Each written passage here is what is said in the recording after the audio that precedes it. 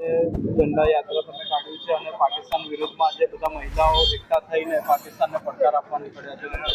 અમે પાકિસ્તાનને મુર્દાબાદ કહીએ જ છીએ અને પાકિસ્તાનને તડબાજોડ મોદી સાહેબે આપી પણ દીધો છે, એમાં કોઈ શંકાને સ્થાન નહીં। પણ આજે આખા જિલ્લા, આખા ગુજરાતની અંદર ઓપરેશન સિંધુનો કાર્યક્રમ થઈ રહ્યો છે।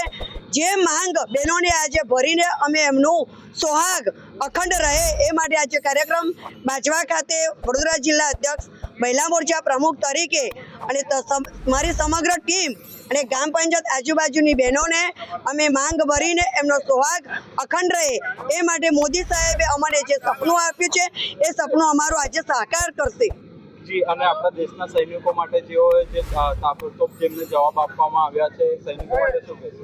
સૈનિકો માટે તો જો દરબાર જવાબ આપી જ દીધો છે। સૈનિકો અમારા જે શહીદો થયા છે અને એના માટે જ અમે આ એમની રક્ષા કરે અને એના માટે આજે સૈનિક અમારા આખા ગુજરાતની અંદર એની પાછળ લશ્કર નીકળી જ રહ્યું છે। એ જ કહેવાનું છે, વધારે કહેતા મોદી સાહેબ આખું ધ્યાન દોરીને બહેનોને માટે જે ઉજ્જવળતા રાખી છે અને અમારે હાથે 4 હાથ છે એ જ અમારે ગુજરાતની અંદર શાંત વાતાવરણ અને બહેનો અમારી સોહાગ રહે એ જ વસ્તુ ભારત માતા કી છે।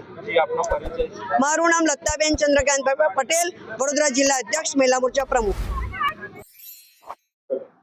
કાશ્મીરમાં પહેલગામમાં જે આતંકવાદી હુમલો થયો અને જ્ઞાતિવાદ ઉપર જે એટેક કરવામાં આવ્યો અને બહેનોના સિંદૂર લૂંટાઈ ગયા, એટલે ભારતીય જનતા પાર્ટીનો મહિલા મોરચો સમગ્ર ભારત વર્ષની અંદર આ જે એટેક થયો આતંકવાદની વિરુદ્ધની અંદર સિંદૂર રેલી કરી રહી છે અને માનનીય મોદી સાહેબ એમણે જે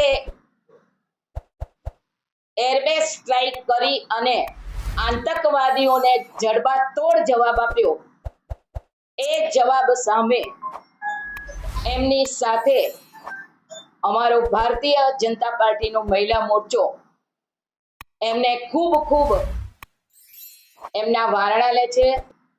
એમના માટે અમને ગૌરવ છે અને આ દેશની આન બાન અને સાચવવા માટે માનનીય વડાપ્રધાને જે પગલાં લીધા છે એને અમે ખૂબ મહિલા મોરચો ગુજરાત પ્રદેશ આવકારે છે।